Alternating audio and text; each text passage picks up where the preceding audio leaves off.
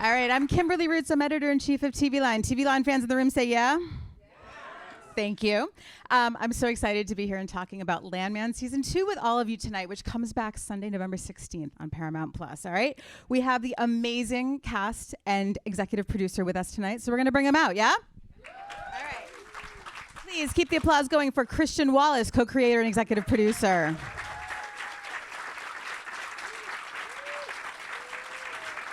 Followed by Paulina Chavez, who plays Ariana.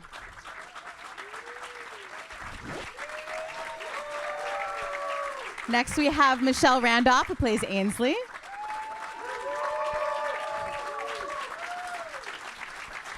And Jacob Lofland, who plays Cooper.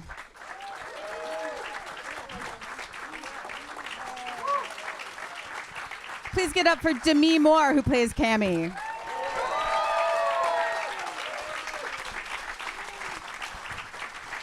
Larter, who plays Angela.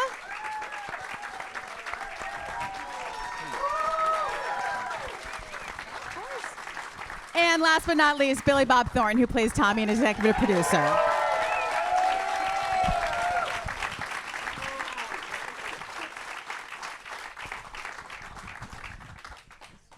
It's so cool. All right, so the way this is going to go, I'm going to ask a bunch of questions, and then later I have some questions from some of you guys in the audience, and we're going to do that. Sound good? Sounds good. All right. So coming back in, I'm going to start with all of you, which is like the worst thing a moderator can do, because you guys are going to be like, what? But Christian, that means you have to jump in if no one does it, all right? Okay. The show's a huge hit. When did you first clock that in last season? Like, when was the first time you were like, oh, people are watching this? Anyone can jump in. Oh, man. Well, okay. Taylor told me when we first started writing this show, he said, this is going to be the biggest show on TV. And I said, great. Like, I believe you, but kind of not. When we first started to, get the feedback and started hearing from people in London and Ireland and all over the country that they were watching Landman, get a text one day from Taylor, and it just says, I told you so. It's amazing. How about anyone else? So did you know it was going to be the hit that it was? Allie, I'm going to come to you. Sure. I don't think anybody ever knows that. But I will say that during our first season, we all spent a tremendous amount of time and energy figuring out who these characters were and like building our house. And so the hope is that when you put in so much work to something and you've fallen in love with these characters, that the audience will respond to it. And I think that was the overwhelming thing for all of us, was that people loved the show as much as we loved making it. And that's what was really special. So yeah. It really comes through. Christian and Bob, I'm coming to you. Talk to me about what the working relationship is like with Taylor Sheridan on this show. I know it can vary and he has a million shows on TV right now. So I know it can vary from show to show. What does that look like in the day-to-day and maybe before the season gets started? Well, Taylor writes for people. He understands your voice and he writes toward that. And we really can't take a lot of credit because this show is so tightly written that we just have to go out there and be ourselves, because one of the great things about Taylor is he picks the right people for the part. And I would say that about all these people. He picked the wrong guy with me, but, no. We disagree. No. But, no, I mean, when Taylor first told me about this, I was doing a cameo in 1883 with him. And he'd said, will you do a cameo for me? Come shoot everybody in the saloon and leave. I said, yeah, sure. And he told me he was writing this show. And he said, I think I have your voice. I know you well enough to get that. And I think that's one of his strengths, is he really writes for the people that he casts, And so when you read the script, you go, oh, yeah, that's kind of like me. So, and he did that for everybody. And he's actually, as much as people say sometimes, Taylor Sheridan, he's actually a really easy guy to get along with, and he knows what he's doing. He's such a great writer, and he knows how to strike a nerve with people. And I think one of the things that he does very well is that he knows that audiences want to see people who are unabashedly themselves. And I think people respond to that. And he also wrote a show, this particular show, that gave us a peek behind a curtain to an industry that you don't see much. I mean, not since the movie Giant, really. I mean, they had Dallas, but that was more of a soap opera. I always say that Landman is like Giant with cursing. So, Christian, so Christian made Boomtown. Yes, has anyone listened to the podcast Boomtown? Amazing. Yes, thank you. Which I was telling him before, he's the dream. He's a journalist who Hollywood noticed and now has a hit show. So I assume that could be me next year, right? Like, yeah, we can do that. Okay, excellent. Thank you, Allie. I appreciate that. So Taylor's interested in what you have to say. Taylor wants your expertise. But we were talking before. You said, and then he was like, "Can you write a script?" What? Yeah. So I did Boomtown in 2019 into 2020, and Taylor and 101 acquired the rights in 2020. And then Taylor and I spent 2 years talking about this show. And I actually met Billy for the first time on the set of 1883 when he came to shoot everybody up. Because he was, I think, trying to acclimate me to the world and kind of let me steep my brain in how this whole thing worked. Very different from the world of journalism. When you get to just make shit up, which is awesome. But yeah, so that was a long process of talking about it. And he did ask me to write a script about the characters, the ideas that we had been discussing. And I got a call from him one day saying, okay, you're going to be the co-creator, executive producer. I want you to help me make this thing. And so I've been very, very lucky to be on set with all of these wonderful people every single day since season 1 and just see them find their characters and everything. And it's a testament to Taylor that he enables people to do their jobs. Bringing me in, I'm from West Texas. I care deeply about that place. I really care about telling a story that is a peek behind the curtain. Yes, we have Dallas, but you don't really get to see the people who risk their lives to make this industry work, which, for better and for worse, powers our modern world that we're all the beneficiaries of. And so Taylor understood that, and he enabled us all to tell that story in a really, really great way. Jacob, Cooper is one of the characters that has the most kind of direct interaction with the oil industry, that most hands-on. How daunting was it when you were like, I have to learn what process? Like there's so much that he has to do in those first few episodes, and that we even saw tonight, right? That's a really funny story. So me and Christian, when I actually came to the final casting call for Cooper, me and him sat down at a bar and we talked about oil and the business. And my dad actually did this in the late 70s and early 80s when it went boom, or bust, I'm sorry. And through a boom and a bust. So I've been raised listening to these stories and my dad telling me how dangerous and what it takes to be able to do this. So for me, it's a lot like Christian. Like, it was coming from a place of, I owe my dad everything. I just lost him last year. He did not get to see the show, but that's life, and I'm so proud that I was able to help portray and let people see what this world is, because he devoted his life to it for so long, and him and my uncle both. So it was really cool to be able to come in and have the understanding of the real people that do this and show that they do put their lives on the line. I mean, it's almost like going to war. You don't know if you're going to come home sometimes. If anything goes wrong, that's it. So it's very important, and these guys are incredibly good and incredibly talented at what they do. So to be able to be a part of this story, it means so much to me. It really does. Beautiful. I mean, we can give a hand for that. That's insane, right? Insane. Thank you. And then, Paulina, I'm going to come to you, because Ariana has the other side of that, right? Where like the support team for the men who work out there, the not knowing, the danger, all of that, and we see her experience that in the first season. And I'm wondering if did you speak to women who are married to guys who work on these rigs? Did you talk, like, what was the research like for you on that side? Oh my goodness.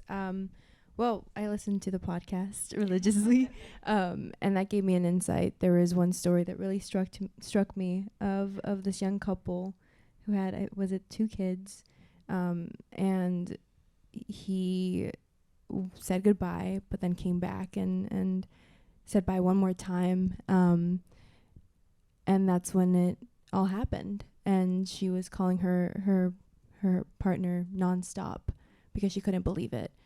And that made me bawl my eyes out. I can't imagine losing someone like that. And so I took a lot of inspiration from one of my tias, my aunts, who was widowed, and I was really young. I was 6 years old, and I got to see that at a very young age, and I really tried to embody that. And for some women, like that, they never move on. And I found it very beautiful that Ariana was able to find the joy again in life. So good. So good. Yeah. So Demi Moore plays Cammy, and in the first season, I was like, "What are they doing here?" Because I know, I was the Where's Waldo. all the fans were like, "There's an ulterior, something's going on here," and now we know, right? You have that amazing speech in the first episode.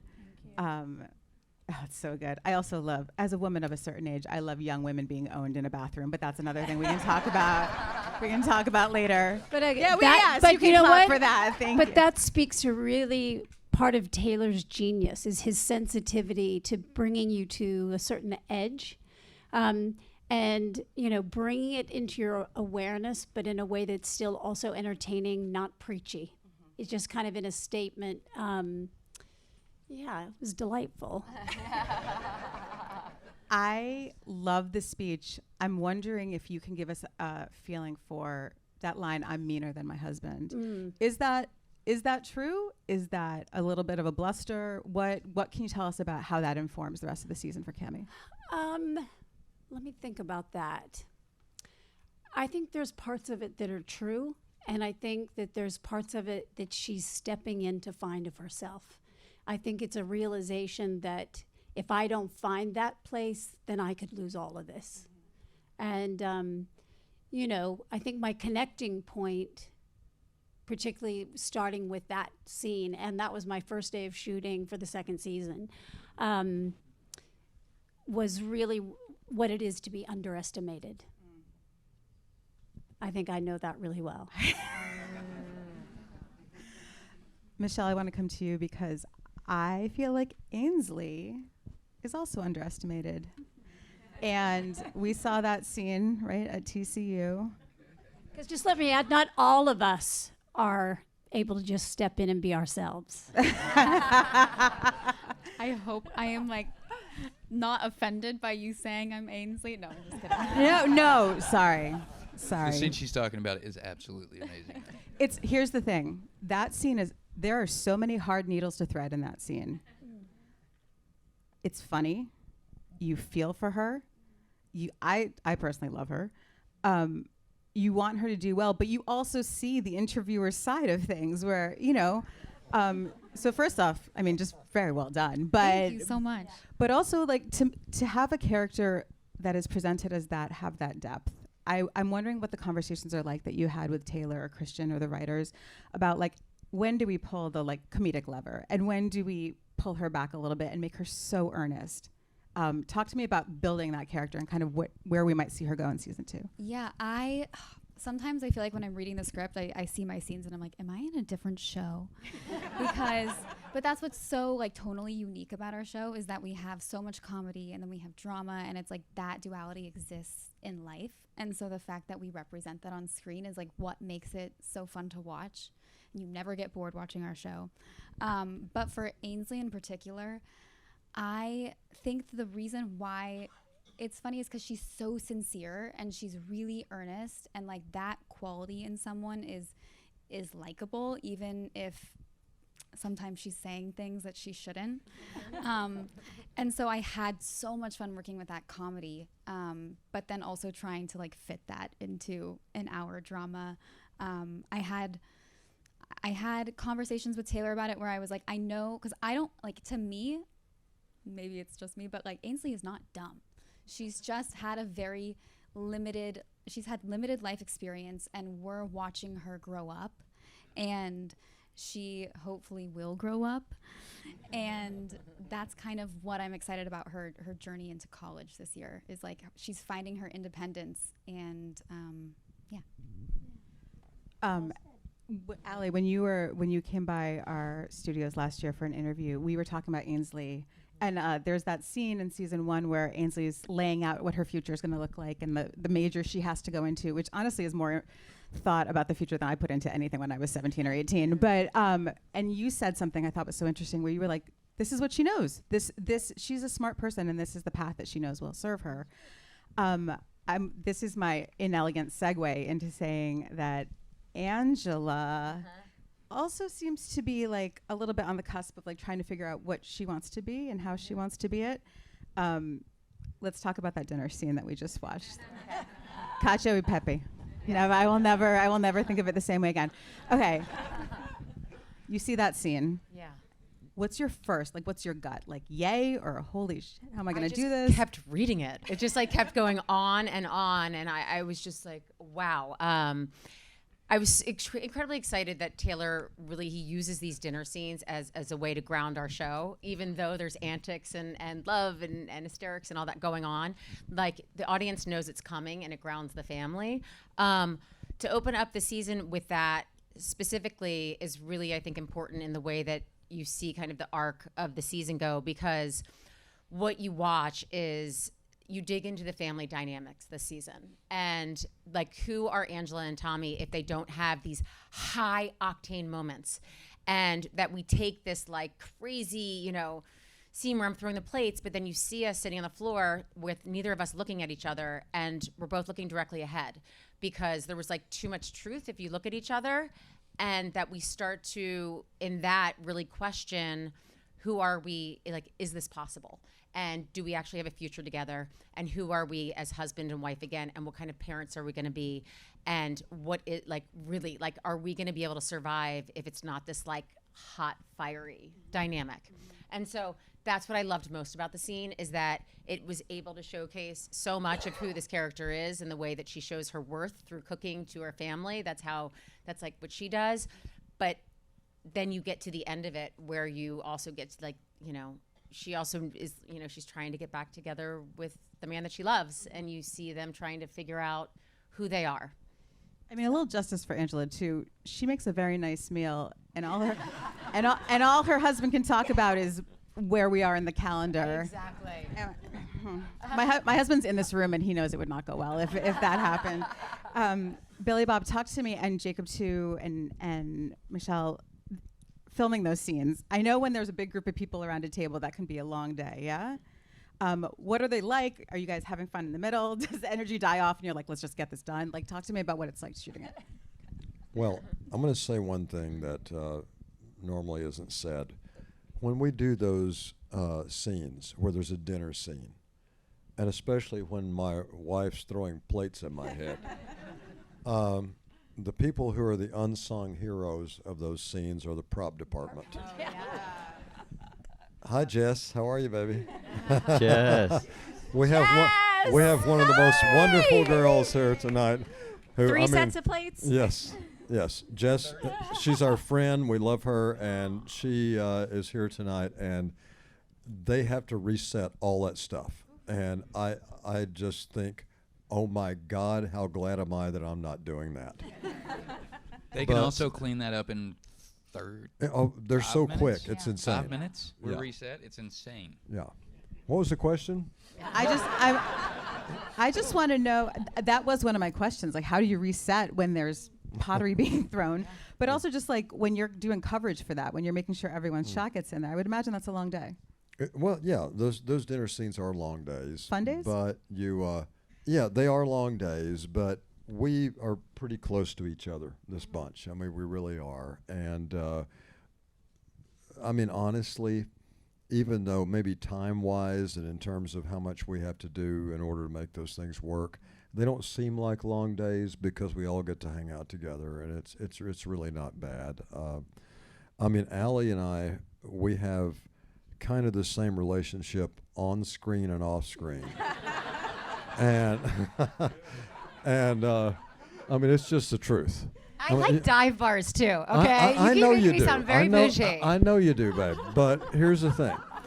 I mean, she literally says things to me in actual life, like, "Babe, you are not taking me to that dump in Weatherford again. We've been there 3 times in a row. I'm choosing tonight. I want caviar, champagne," and so that's kind of the way we operate. But and the good thing about Allie as an actor is that when she throws a plate at you, she ain't joking. And we didn't have a paramedic standing that close, but I was a little worried about it. But she can hurl a plate, this girl, I'm telling you. But no, those scenes are fun, and we don't think that much about the time or the difficulty in doing them. That's Jess's job. Jacob and Paulina, I feel like Cooper probably hasn't told Ariana a ton about his family, or what he's told her has made her want to stay away. You guys obviously, you and Billy Bob, Paulina obviously had that great scene last season. I'm wondering if there's ever a possibility that maybe she will be at one of these dinners, or that she will be like, hell no, I'm never going to one of those dinners. What does she know about his family is my question. I'll leave that one to you. Oh my goodness. She doesn't know anything. She doesn't know anything about his family. And I hope that you guys get to see maybe her meeting the family a little bit in depth. I don't know. You'll have to wait and watch this whole season. Will she go to the family dinner? I don't know. You'll have to wait and watch. Are there other big dinner scenes this season? Can you guys tease that? There are 17 of them. Yes. I would watch every single one of them. Michelle, what's your favorite outfit in the dinner scenes this year? Oh boy, we actually, the dinner scenes that's Landman to me. Like when I think about it, but they're always themed. That's all I'm gonna say. Oh, all right. All right. And by it's the not way- always cheerleading costumes. And also, I'm highly allergic to shellfish. I mean, that sends me right to the hospital. And we had the one with all the shellfish and all that kind of stuff, and it was palpable. And Smelled so it smelled bad. really bad. And I thought any minute the hives are going to come, the throat's going to close off. But, fortunately, that never happened. But, yeah, I mean, the movie business is dangerous, ladies and gentlemen. To me, if we ever see Cammy at a dinner, I would lose my mind. But there's a working relationship that Cammy and Tommy have this season. Would you classify them as allies? Is it changeable from episode to episode? We're definitely allies. I mean, I think the backstory is really that, we all started together. That really, we know each other well, and at the beginning of the season, he's my anchor. I'm stepping into uncharted territory, and am relying entirely on him to help me navigate so that I don't get swallowed by the sharks. And how do you think Tommy feels about having? I mean, Monty and he had this shorthand and this long relationship of working together. How do you think he's feeling about the change up here? Well, I think Tommy is a reluctant president because he's a landman, and they say you can take the boy out of the hills, but you can't take the hills out of the boy. And so I don't think Tommy is prepared to be a president. He doesn't really like to put a jacket on for meetings or anything like that. And so he just always has the landman, and Buddy knows that he has to help his best friend's wife, who now owns the company. He has to give her his knowledge, because that's the only way this company is going to stay afloat in the beginning, And there's a moment, it may be a little bit of a spoiler, but I really don't give a shit. I mean, you know, at one point you say to me that if I don't do this myself, how am I going to learn? I say, trust me, I know these cats.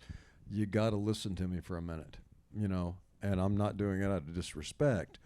I'm saying this because that's just the way this works, and I know how it works, and I know the sharks, and the sharks are going to come to me because they know me, and that's really the way it is, and she starts to get that, but this is not like some novice. I mean, she's lived with her husband all these years. She's seen it, you know. I just have to give her a few tips here and there how to handle these folks, really. And I would imagine to me, I mean, she's seen that it ruined her husband. I mean, it took him down, and I would imagine maybe she wants to do it a little differently. I mean, I think the interesting thing as the season unfolds is that things aren't all what they seem. And so it's coming to terms and also having to deal with some really big, unexpected piles of shit. I would be remiss if I didn't point out that Demi's friend Pilaf is Yes. turned 5 years old today. She's here. She doesn't always go with me, but it's her birthday. So yes. And I'm never doing a panel without a dog on it ever again. Michelle and Jacob, Ainsley and Cooper kind of hate each other, and we don't. Kind of. And we don't really know why, aside from the general kind of sibling rivalry, which they're old. They're on the old side for that level of it. Talk to me about, like, will we find out more about that? Do you guys know why? Is it just fun to play and you don't know why? Tell me about it. We hope. We don't know why. We love each other off screen. This is the hardest thing to play because we really get along well, Yeah. and then it's like we sit down and have to hate each other, and we look at each other every time and go, why? Why? We keep asking. We don't know either, but we think it will come out. Sometimes Taylor's biggest thing is just trust me. What that's And you Taylor do, works right? in All the mysterious time. ways. And we do. Wherever it may go. I do like, though, the one thing about that dynamic for Cooper is it just shows his age, because he seems so mature in his scenes, like the two of you, and you're building your own business and you're settling down, and then as soon as you get around Ainsley, it's like, oh no, he's still a child. And so I like that part of it. Agreed. It's so good. I have on here cheerleading, so we have to talk about cheerleading. Do you have any cheerleading skill? Like, I noticed that we cut away from flips and things like that. We go to a long shot. We didn't. No. Yeah, we did. What like, are you learning routines? Do you have like cheer choreography in your head right now? I'm not going to do it. Yes, I do. I dream about it at night. I went to cheer camp. So, but like right before we started filming season 2, Taylor called me and said, whatever the hardest thing cheerleaders do, I need you to learn that. And I was like, we start filming in less than a month, but okay. So I went and I put on the Dallas Cowboys documentary. I don't know if you guys have seen it, but it's incredible. And I cannot learn that in a month, obviously, that they spend their whole lives doing that. But I went to a cheer camp. I learned all the TCU cheers. I tried to learn some tumbling. I'm not very good at it. But I had an incredible stunt double who I actually would do like my own kind of version of tumbling, and I felt really good about it. And I was like, Michelle, that's so great. And then I like run out of screen, and then she would come in and actually do flips, and it was very humbling. But it's so fun to like develop a skill. It's my favorite part about acting is like you get to pick up these little skills. Just you get good enough just to do it on screen. And I'm like, I have all these like little talents. I got to learn how to ride a horse in 1923. Well, I was gonna say, what was harder, cowboy camp or cheer camp? Cheer camp. It's so technical. I didn't cheerlead growing up, so I respect it a lot though. So cool. That's so good. We also did a roughneck camp, I just have to say. And so like Jacob and all the guys on the crew like actually got on real rigs. Like when you see that stuff on the show, like those are real rigs with real roughnecks, and Jacob and our other actors are working alongside them in the derrick, on the chains. Like what you saw in episode 1 tonight with them throwing those chains, like that's a real deal. And so to get to, I've never seen that on screen. I grew up around that my whole life, and I've never gotten to see it on a big screen.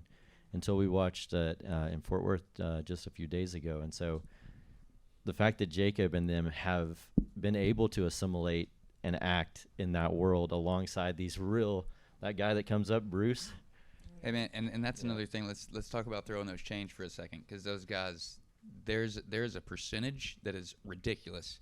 That when you find the people that have done that for so long, you can guarantee they're missing at least 2 fingers.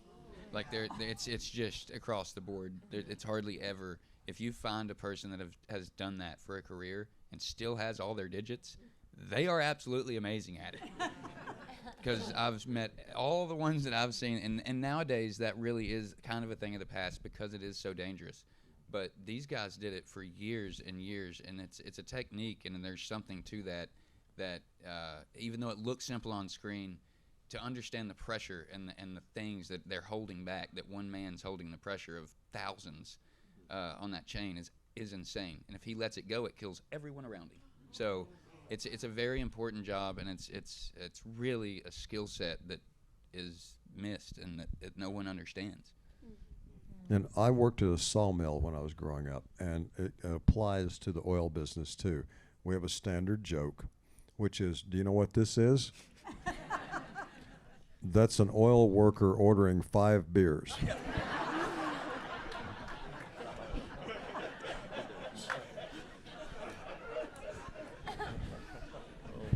Christian, at the Fort Worth screening, what did the audience, I mean, did they react when they saw that on screen? I mean, like you said, you don't see that, and they're that much closer to it. Yeah, I mean, in Fort Worth, one of the special things about this show is it's upstairs and downstairs.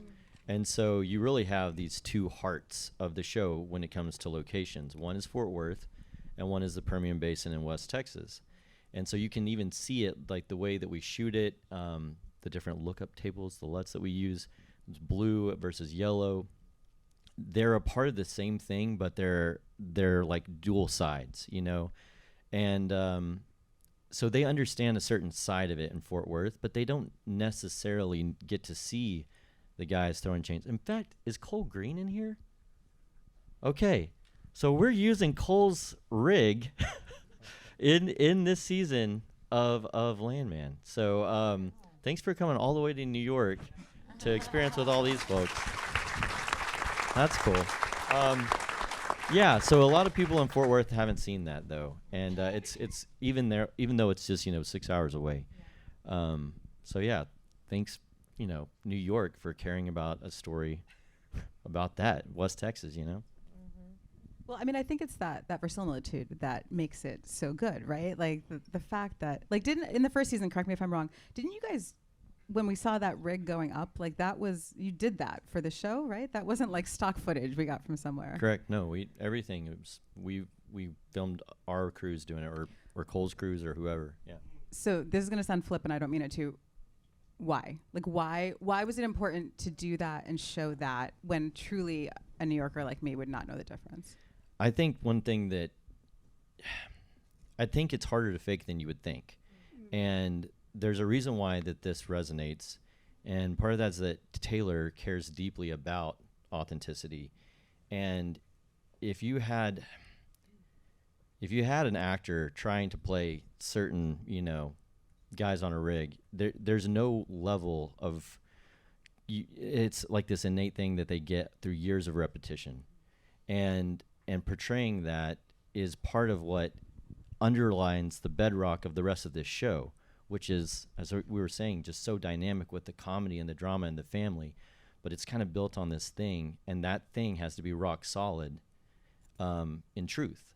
And I think by having these real rigs and these real roughnecks and these real locations, we're allowing that thing to be built on a really solid foundation. We had Sam Elliott in this episode, yeah? Oh, so good. You can clap for him. Tommy's dad, TL, we're going to see more of him this season. Billy Bob, what can you tell us about their relationship that we're going to learn, and what it may bring up for Tommy with his own children as the season goes on? Well, Sam and I go way back. We knew each other since the late 80s and worked together twice, but we'd only done a couple of scenes together and other things, 1883 and Tombstone. And when Taylor told me that Sam was going to play the dad, I was so thrilled because he's one of my heroes and a mentor of mine. And when we do scenes together, it's natural because Sam has no other way of being. You know, he's who he is, and so when you see the scenes with us, it's just like two guys talking to each other, and that part of it was so beautiful, and I loved it so much. In terms of the relationship and where it goes, I can't talk a lot about it, but I can say that I had a difficult relationship with my father, and he died at 44, so we never got to fix it up. But I did think a lot about my own father during this process. And one of the hardest things to do as an actor is to be either mean or disrespectful to someone that you love so much in real life.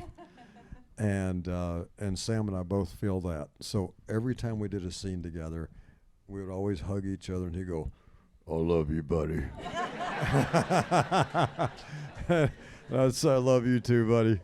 And so it's a strained relationship, but two people who do understand each other, because he started in this business before I did. So I was brought up in it around him. And so there is a real understanding between us. And where it goes, I can't really say much about it, but it's really, it's a beautiful story. I can tell you that much. From the trailer and some of the photos that Paramount Plus released, we know, Allie, that you guys are on the dance floor at one point, and it looks like there's an easier, perhaps, relationship between Angela and her father-in-law. Yes, and it's really, me and Michelle, Michelle and I, we got to have some amazing scenes with him when he comes into the house, and he is just pure joy to work with. When you say about, like, again, another authentic character coming into the show, it's just, there is just so much depth to him, and there's so much soul in his eyes, and when he looks at you, you just kind of fall in there, and it just kind of transcends all these scenes and just makes them even meatier and more, just delicious. So working with him was just incredible, and I feel so honored and lucky that he's part of our show. Someone who was not in this episode but was introduced at the end of last season is Gaino, right? I have that right? Okay. Andy Garcia, pardon me. Much like Demi Moore, you don't bring Andy Garcia in and then just let him go for a while, right? Christian, so now I'm coming to you. Christian's like, please don't ask me this question. Talk to me about Gaino's role in this season. He's very much, at least at the end of last season, a super adversary for Tommy, and smart. I'm not going to say nothing. All right. Anyone on the stage that had a scene with Andy Garcia, tell me something about working with Andy Garcia. He likes to smoke Cuban cigars. He's incredible. I will say he's incredible. Yeah. That is, working with that dude, pretty badass. Every take working with him is, nothing's by rote. There's always something new each take that he throws in. When we were doing By the Plane, and they were like, you go there and you come over here. No, he decided he needed to turn around and go say hi. Like, you just need to be present and go with the flow with Andy. Mm-hmm. But his character, true to, Taylor's form, is not a cliche. There's complexity, there's color, there's unexpected elements. He's not just one thing. I'll say that. There's a lot more to him than what would be the obvious. All right. I think we're going to go to your audience questions. Yeah? Sound good? Yes, Kim, it does sound good. Okay, great. Here we go. This one's for Billy Bob and Demi. What were your favorite memories of working with John Hamm last season? Oh, favorite memories. Go ahead, Billy. You go first. I'm trying to think. I mean, really, there's like not any one favorite. I think just the opportunity of working with him, he's just great. I mean, it was, in truth, I loved how Taylor sets things up, because it was so unexpected that you're going to take somebody like John Hamm and lose him. It's again part of him really keeping people surprised. And so it feels a little bit like a loss this season not to have him, because it was so joyous. And as he said, you know, he felt like the relationship that our two characters had was the only time he's ever had a good relationship. It's kind of true, right? Well, yeah. But no, it was lovely. All right. This is one of those for everyone. I'm not going to make you do it. So, who haven't I come to about this yet? We're going to do you, Paulina. So, Taylor Sheridan, give me an example of like an interaction you had with him about the work that maybe surprised you. What's it like working with him? Oh my goodness, it's refreshing working with him. I remember before we started, he sent me all 10 episodes for season, and he texted me. He was like, "Read them, then call me." And I was like, "Okay." So I read them with the intention of like maybe not discussing everything. I think it was just gonna be like a welcoming call. And then I got on the phone with him, and he was like, "We're gonna discuss her whole arc," and I was like, "Yes," because I have so many questions. And so sure enough, we sat episode by episode, and he answered questions, and we both decided how we wanted to take this character, and I mean, her storyline is so precious, and we wanted to be very delicate with it. And so yeah, I think it was just so refreshing to be able to have that call with him. And to this day, he's always a phone call away. If I have a question about a scene and how we want to take it, he's always there. Can you think of anything specific about Ariana that you were like, I want to know what you think about this because I think this about it? The dinner scene with Billy Bob. I just wanted to make sure that both of our visions aligned. And sure enough, I called him and he told me what he wanted, and I was like, perfect. That's what I was thinking. He was like, great. And I think he was gonna be on set that day. Was he on set? No, he told me he was there for just a second. He was going. He was like, I'm just gonna be there for like the first day and then head out. And that's kind of what he did the first season. He would always come for our scenes, just to make sure that we were on the right track, and then he would just head out. Well, you think he's not there. Yeah, that is true. I was gonna say, is there a little bit of like sit up, you know, Taylor's here, so everyone sit up and know your line. You know, like, is there any? Oh my 100%. goodness, he Really? showed. Oh my God, yeah. He showed up with Spurs. I don't know about everybody else. One but day. When I met him the first time, he was wearing Spurs. The Spurs, yeah. Wait, No, he was that's- wearing literal Spurs. Absolutely. Yes. literal Spurs. But not Yes. like they're not for show. They're the They're- real deal. Yeah. He Like just he's came they're, off they're the range. working Spurs. He gets off a horse, comes to set. And it's like, okay, this is what we're doing. So there's a presence when Taylor's around that you cannot deny. I kind of love that he shows up to like oversee you guys the way that he would show up to like round up cattle or something, right? Like the same way. Oh, it's like Benjamin Franklin came to the set. All right, season 1, we saw that oil tanker and the plane crash and the explosion. Is there anything on that level in terms of like effects and insanity that we're going to see this season? Everyone looks at Christian. Yeah, I know. Why y'all- Christian. I'm not going to be the spoiler guy, okay? Yeah. You don't have Yeah. to tell us what it is, but is there something on that level? I will say one thing I'm really, really excited about this season is there's a scene with Jacob, with Cooper, that is just, I think, so iconic from like just a Texas iconography standpoint.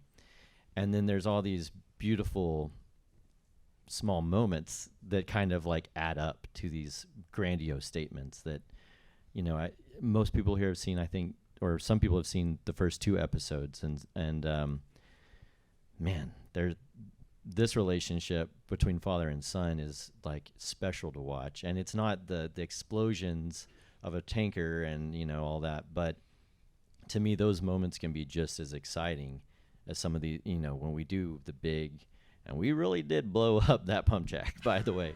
People have asked me like, who was your fire VFX vendor? And I'm like, a big ass thing of diesel. Like, that's what it was. It was hot, bad hot, right? Well, dude, Hot. I mean, in the first season, there's a scene where this thing's blown up and a guy gets killed and my son's hurt.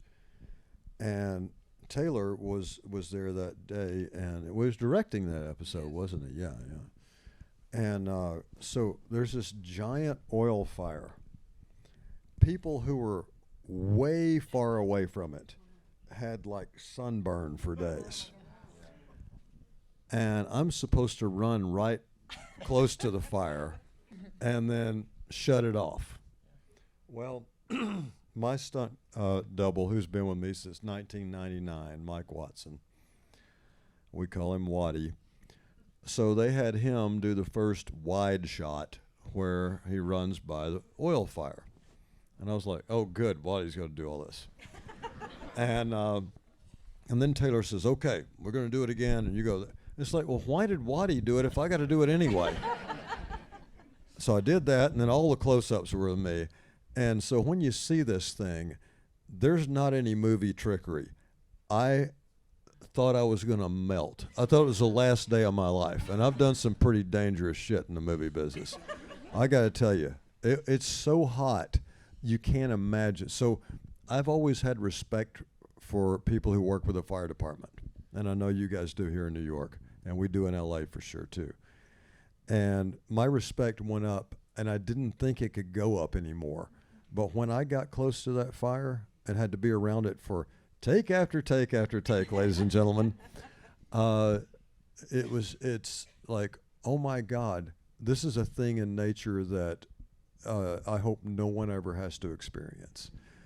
So when you watch the show, one thing I can say is this is no joke. I mean, we're doing all that stuff. It's not trickery. And yeah, dude, it's crazy, isn't it?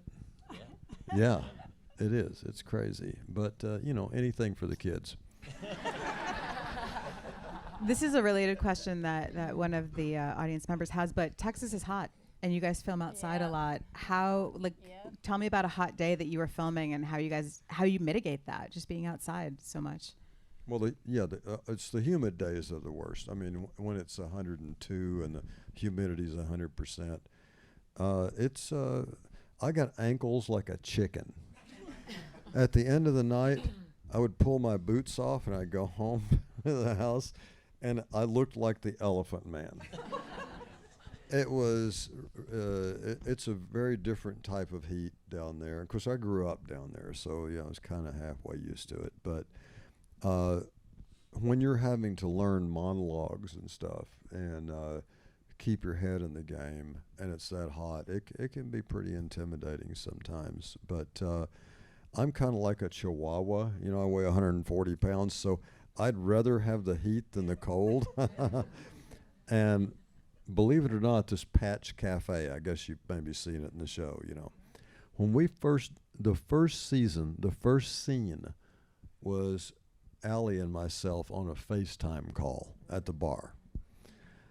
It was so cold in that cafe that I couldn't keep the phone still, and I was like chattering and stuff.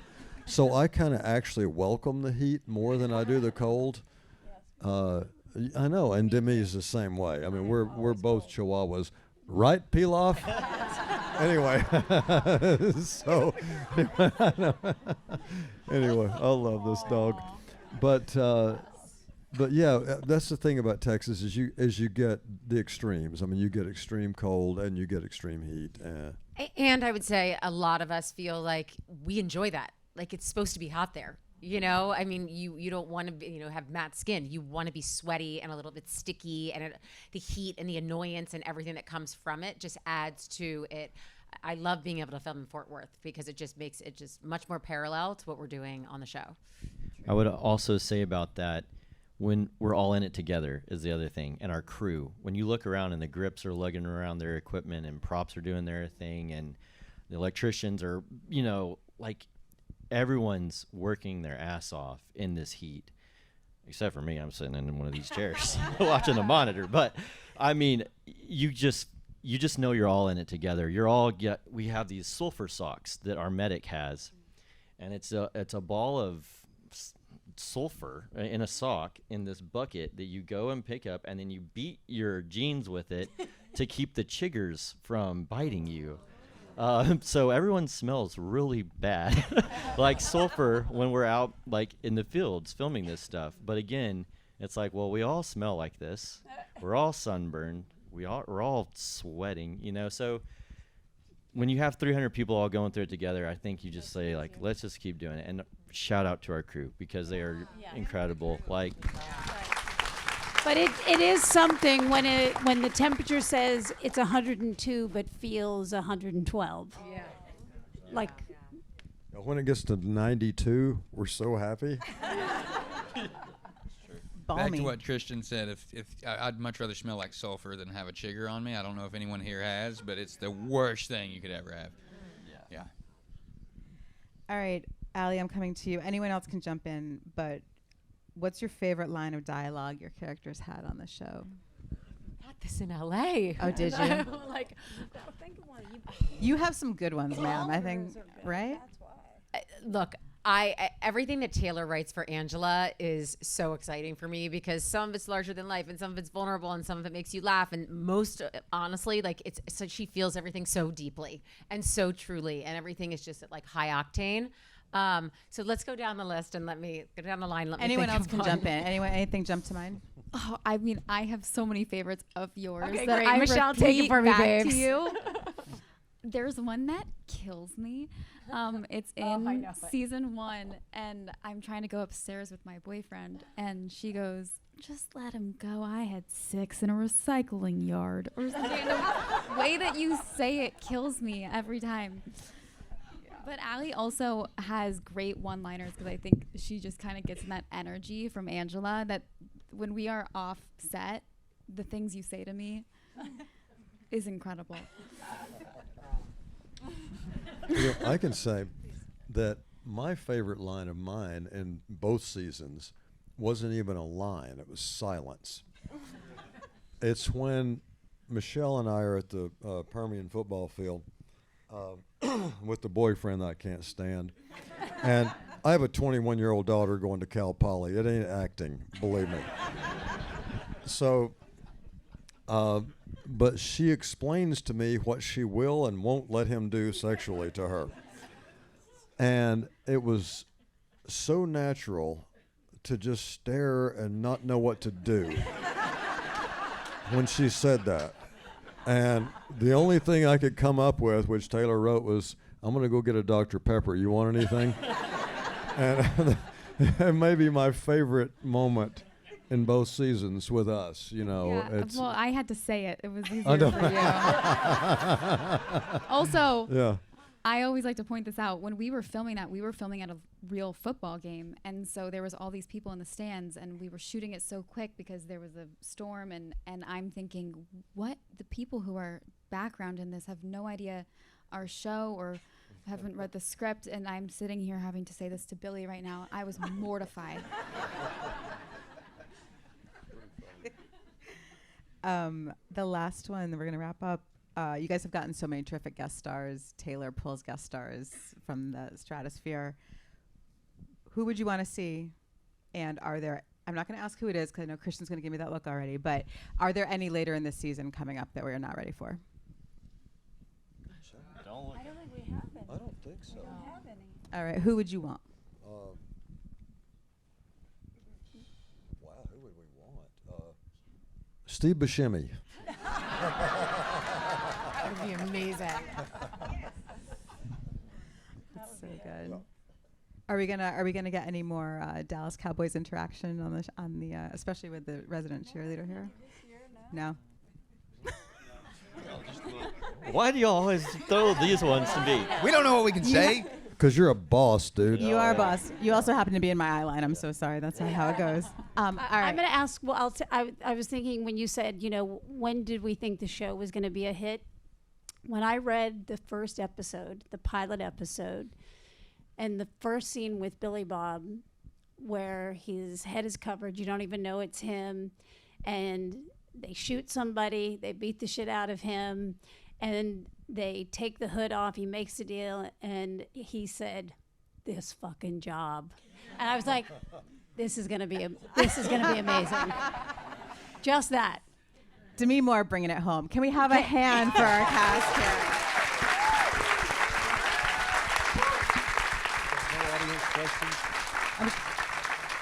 Thank you guys. Thank you. Thank you so much. Yeah. Thank you guys so We much. should. Landman is back on Sunday. Have a great night. Thank you so very much.